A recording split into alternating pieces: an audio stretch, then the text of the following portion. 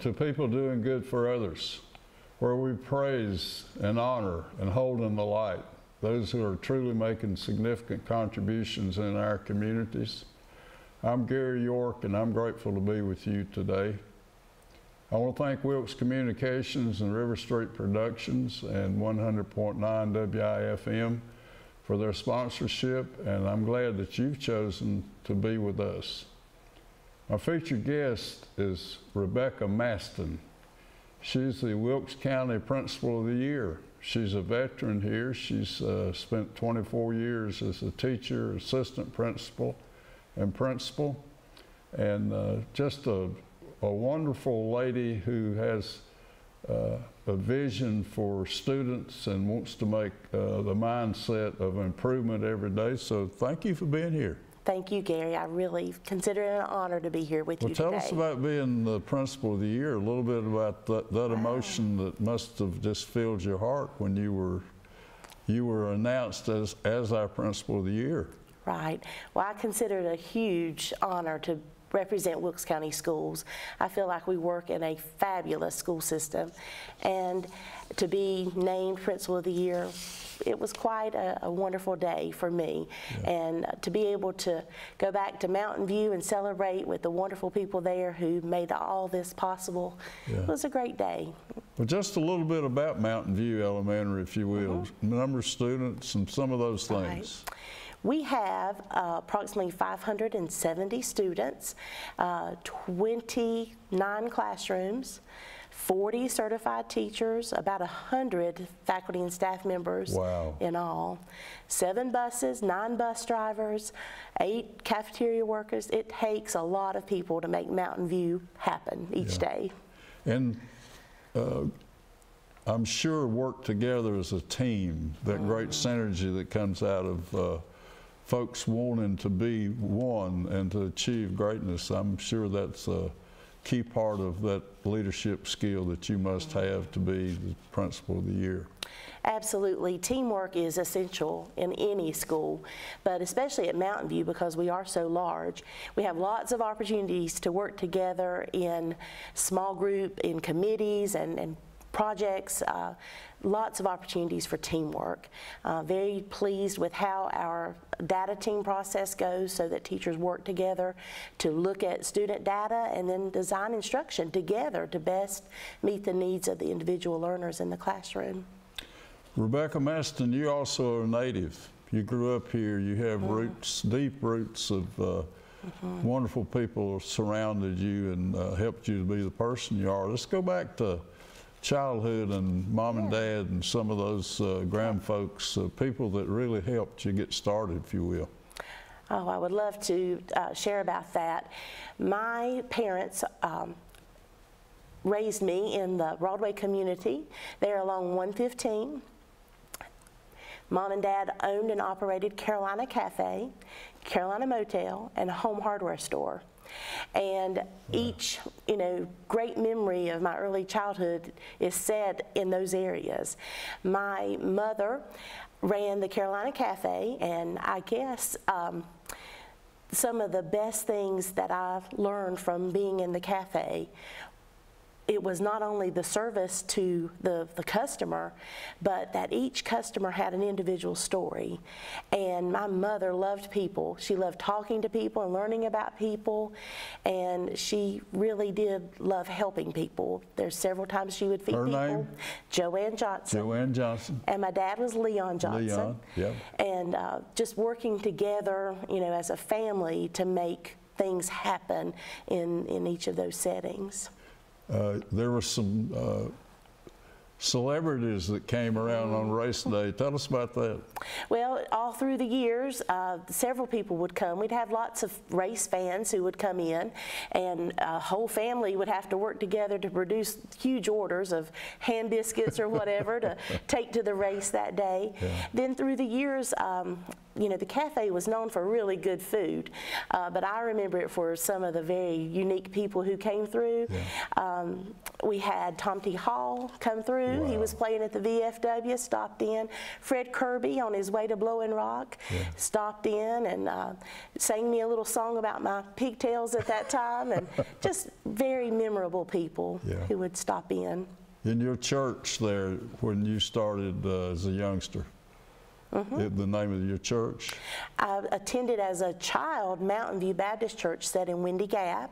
That's where I live now, is in Windy Gap, in the Little Brushy Mountain community. And there's a one-room schoolhouse and family part of that. Tell that story. Well, I had a very lovely beginning with the love of reading and literature because of my dad's great aunt, Leah Pope.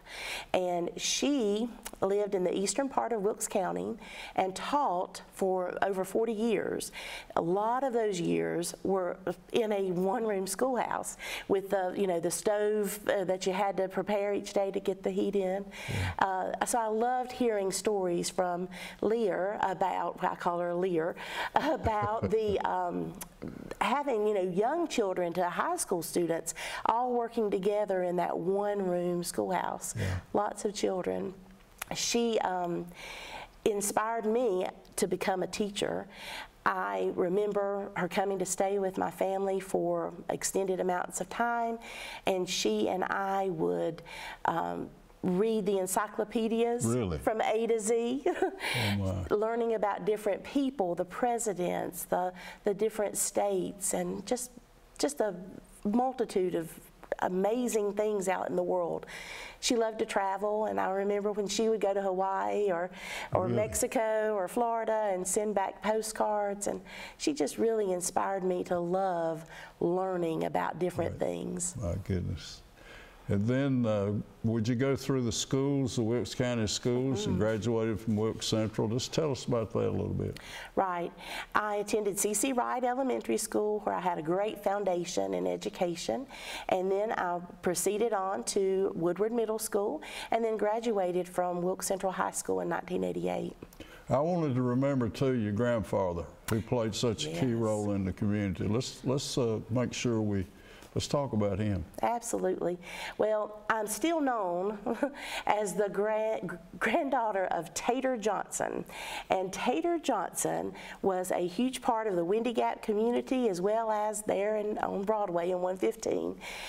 He was a very famous moonshiner, I believe, in our county, and helped a lot of people. And as my dad, you know, of course, helped him through the years, we learned a lot about how, you know, that takes hard work, and that also allowed them to help other people too. And my dad always told me, don't ever be ashamed of that. It's part of who you are, that's part of your culture. And moonshining back then in the day, it was the only way of making a living for a lot of folks until Holly Farms came to town, and then a lot of people came over to Holly Farms in that area. Chicken farming then came in. And then you chose Elon? Yes. At Rebecca Mastin, after Wilkes Central High School, you went to Elon. Tell us about that.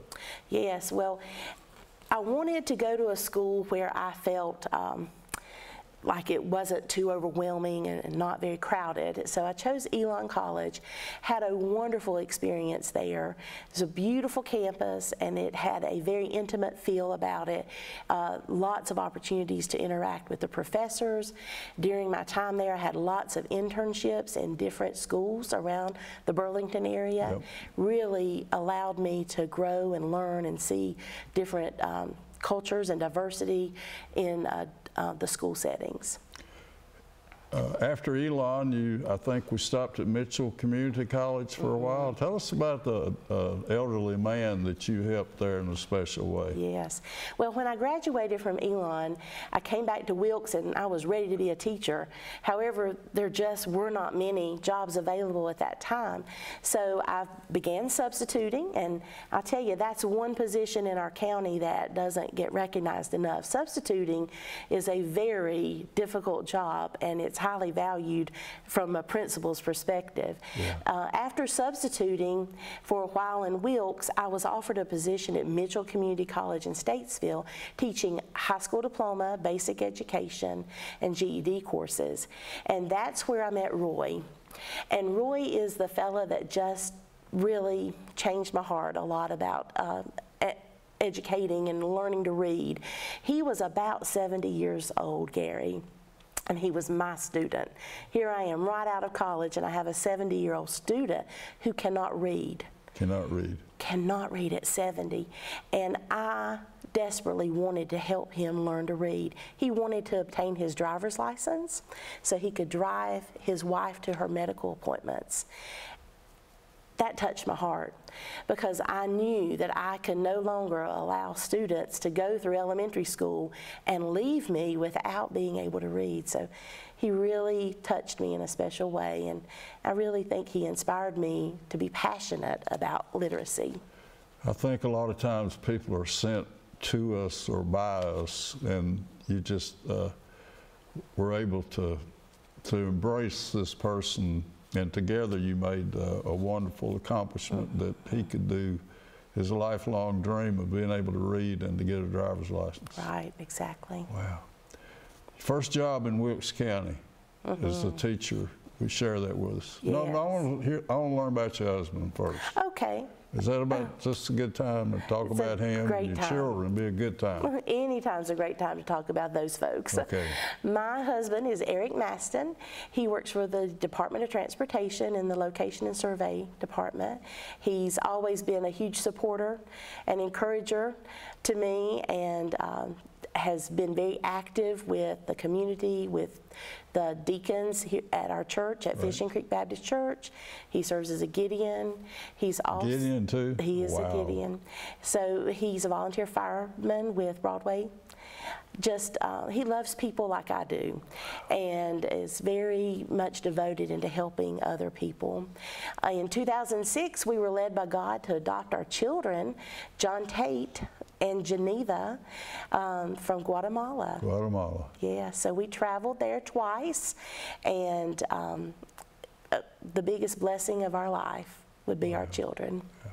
And you said it would take a year, is that the process? Of Takes a long time. Lots of paperwork, lots of meetings, lots of workshops that you have to go through, lots of lawyers that you need to meet with to get that completed. But it was absolutely a wonderful part of our life. You know, being adopted in the family of God is part of who we are. How so wonderful. that's carrying on what God would have us to do. Yeah.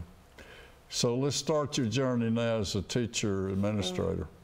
Yes. So I started in 1994 working in a first and second grade classroom at Moravian Falls Elementary.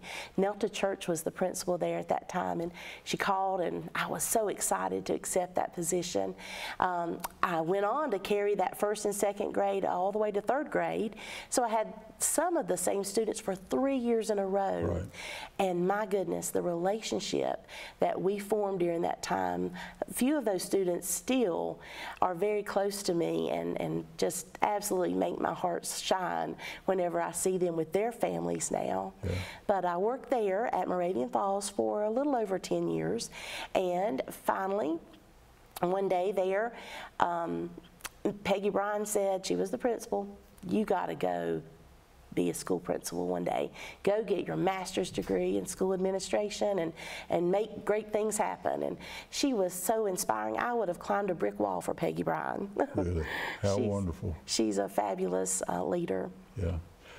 Then there was CJ. Oh, yes. And a very traumatic moment for you. I want you to share that. Okay. The last year that I spent in the classroom, I had a beautiful brown-eyed little fella named CJ, and he just, all children are special, but CJ tugged on my heart.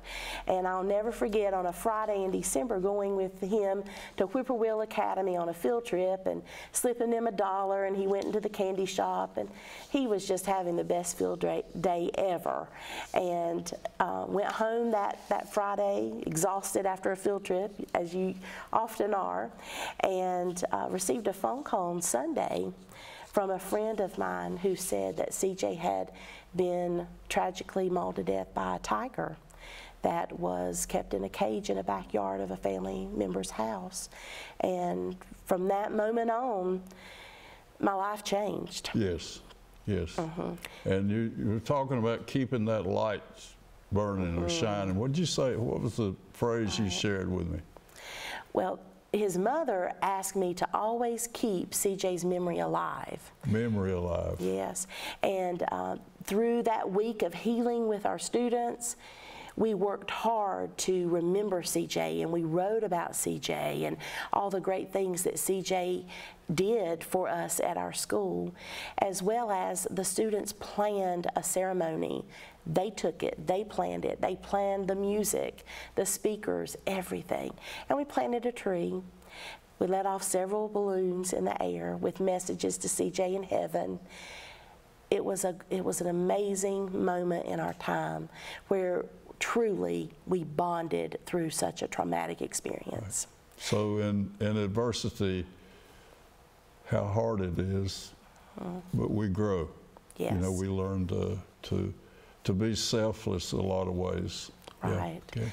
And I think from that experience, I knew that if I could make a great impact on the 20+ students in my classroom, I could do great things with larger numbers. So you started graduate school about that time? I did, and went to Gardner-Webb University, received my degree in school administration, sat on it for a few years until that day happened when I knew I needed to step out of my comfort zone and interview and apply for a position as an assistant principal. Okay. Tell us about that Millers Creek year, that when we closed the school and we were just virtually we had a lot to do, didn't we?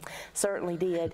Union Elementary was a very community-based school, and it closed, and the students were placed at Millers Creek Elementary, and which was already a large school, but making Millers Creek a school of over 900 students. So the first year that I was an assistant principal with Brenda Dew as my principal, we worked a lot on building you know, understanding of each other and coming together and just becoming a team as one large family. I like to talk about car lines. Oh, yes. Tell us, give us a little of your, I know your compassion for families and how we learn things in the car line. Absolutely. I've spent a lot of days in the car line, and I love being able to be a part of the morning routine. Students who are having a bad morning, you can turn it around in an instant by just a friendly hello, good morning, oh, I love your new shoes, you know, or something like that to get them a little bit distracted. But, you know, greeting students off the bus too, very important part. Because, you know, it's that first few minutes of the day, our teachers stand in the hallways, they're greeted by multiple people as they walk down the hall. One of my posts at Mountain View, I can stand in one spot and see like between 6 different buildings. And so it's a very important space to me because I can have my eye on the car lines, the buses, the cafeteria, the pre-K building, our you know, exceptional children's area. That's where I like to stand in the morning and greet my little kids as they come in too. Ms. Rebecca, Mastin is the Wilkes County Principal of the Year, and I'm honored to know you as in a lot of different arenas in life and to hear about your experiences and your family growing up and working as a first grader. Now, just quickly, the stops from an administration, if you will. Okay. I started at Millers Creek as an assistant principal for 2 years. Then one day I received a phone call that said, you're going home, and I went back to Moravian Falls as the principal. Okay. So that was a great experience for me. And then I went to Mulberry Elementary School, and then 6 years ago I arrived at Mountain View Elementary, where I am now. And you enjoy the the wonderful reputation of being a great trainer of principals. So you've had a lot of assistants have learned to be principals under you. Tell us about how you nurture those individuals who have that aspiration of moving up. Right. Well, I've worked with 4 wonderful assistant principals, and I tell you, that's a position in a school that often goes unrecognized and unnoticed some points, but it's vital to have a strong relationship with your assistant principal, and you almost have to know what each other's thinking and be able to know when, hey, I need help, and they come to you and rescue you when you need help. Yeah. But being able to truly be transparent and just let the assistant principal know everything that happens in a school and the way it works, and just to be able to let them know, hey, here's where I messed up, and I want you to do better than what I have done. Okay. Talk about your support staff, the custodian, the bus driver, the ladies, most of the ladies in the cafeteria. Right. The vital role of this community that you have in your school. Right. Well, it's a community for sure, and it takes everyone working together to reach that common vision of creating a student that's happy to be at our school each and every day.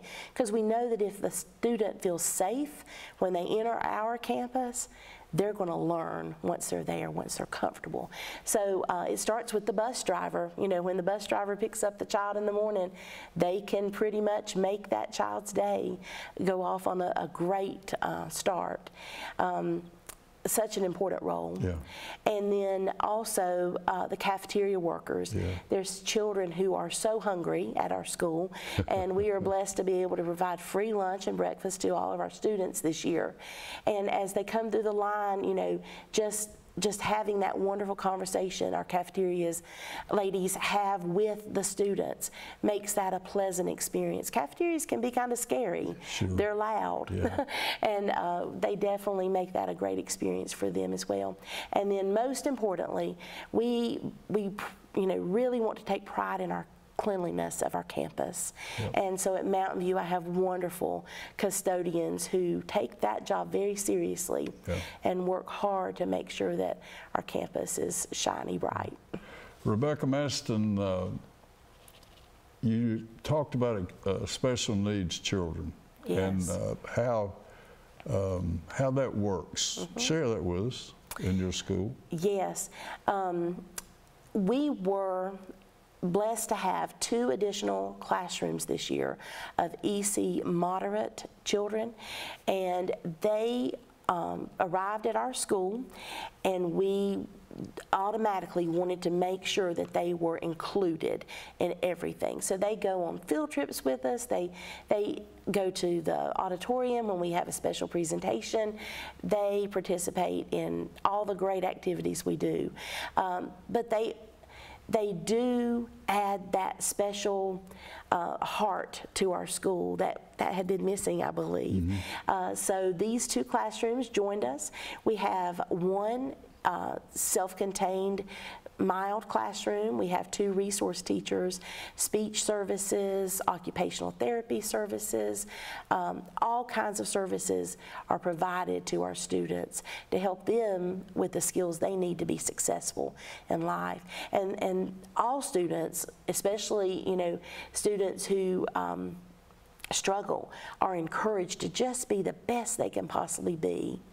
Wow. So it's a great experience. The PTO, is that the way you say it now? Yes. Is it the support, the community that without community we would really struggle, I'm sure, a lot. So tell about the folks who enjoy giving volunteering time to your school. Right. We are blessed with a lot of volunteers at our school, and it seems as though whenever we do something, even if it's picture day or a fall festival, we have lots of folks who like to help out, and that means so much to us, the community support, to make sure that you know, if the smallest task needs to be taken care of, there's somebody there that will do it and do it well. Yeah. But it takes a lot of time and energy, and that is very much appreciated at our school. A lot of people are capable, and a lot of people are willing, but we need the people who are willing and capable. Exactly. And so you know who, let me call when Yes. something comes up, you know immediately how quickly I can, That's right. I know this person will rescue me. Exactly. Maybe. Exactly. Maybe. We do have a lot of community support. We are blessed with a couple great churches there in our community that, you know, provide uplifting messages to our teachers. They furnish us meals on certain days, snacks. I can call and say, hey, you know, we need some pep in our school. Can you bring some desserts out? And you know, they provide. Oh, how so wonderful. It's wonderful to be in the Hayes community. Mountain View is really the hub of that community. Yeah. It's situated right at the intersection, and it's used by our families in the afternoon for exercise or for the playground, or even on the weekend for birthday parties and such. So, what are the primary responsibilities of an assistant principal? Wow, the assistant principal is to make me look good. Oh, that's good. That's a great answer. No, really, they have so many responsibilities. Primarily, they do work with buses, and they work with academics, helping coach our teachers along. Yeah. They work with instruction. They help with safety on our campus, which is a huge part of it right now. It's very intense, all the things that an assistant principal must do each and every day. But we do every now and then have a little bit of discipline. Okay. I know over the last 6 years at our school, we have had a dramatic decrease in discipline issues, and I largely contribute that to the role of our assistant principals in our school, because they lead up our Positive Behavior Intervention Support System, PBIS. PBIS. Oh, yes. And it has made a huge difference in Mountain View. Yeah. Now, is PBIS, is that a person who does that responsibility? It's a team of people, and it's a school-wide initiative. So we all have to believe in it and support it and take it, you know, and know and believe that it's going to make a difference in our school. I want to thank Wilkes Communications for making this possible. It's been a most rewarding part of my life, and River Street Productions and WIFM. As we kind of face this special thing for me today, you still love to be in the classroom. Absolutely. Tell us about you. I called once this week and you were doing an evaluation. So tell us of the role of a great principal of teaching teachers to teach. Oh, yes. Well, safety is of utmost concern, and that's my #1 priority. I want everyone to be safe, emotionally and physically. But my job requires me to be able to coach teachers into being great instructors and being able to improve instruction. You know, a teacher never quits learning, and there's always something new that can be looked at, because our students of today are not the same students we had 10 years ago or 5 years ago. They require a lot of engagement and interaction, and if we're going to prepare them for the professions of, you know, the year 2030, we're going to have to start thinking out of the box and do some more of that science and technology, engineering and mathematics to prepare them. So I enjoy working with teachers, and they work hard. Rebecca Mastin, I sense your enthusiasm. I sense your dedication, your preparation, your putting God first in your life, and then family, and you just really touched us in a special way today. And I want to thank you for being here. If you have a closing statement, share with us how you've been blessed to be an educator. Wow. I've been blessed by so many different people in the Wilkes County school system, blessed by the people I work with in each and every school, and most importantly, blessed by our students. That's where we can really make a difference. We have a big part of showing kindness to others at Mountain View, and I hope that one day our students can grow into caring adults who will learn to love others and to give back when we see people who are hurting. Ms. Rebecca Mastin, Wilkes County Principal of the Year, you blessed us in countless ways today, and I hope you come back again. Thank you. Thank you so much, Mr. York. Okay.